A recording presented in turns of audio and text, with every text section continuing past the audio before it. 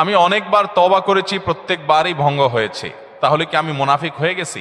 না ভাই, তওবা হওয়ার পর তওবা ভেঙে যাওয়াটা অস্বাভাবিক নয়। আপনারা খুশি হবেন শুনে, আমাদের রব আল্লাহ রাব্বুল আলামিনের একটা গুণবাচক নাম হলো তাওয়াব।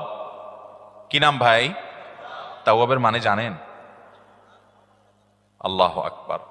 রিপিটেডলি, বারবার যিনি বান্দার তওবা কবুল করেন।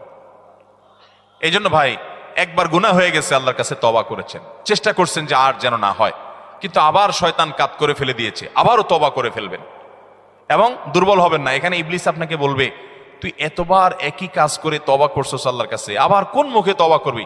থাক, বাদ দে। আপনার তওবা থেকে দূরে সরাবে। এটা হলো শয়তানের সবচেয়ে বড় অস্ত্র। কখনো নিরাশ হওয়া যাবে না।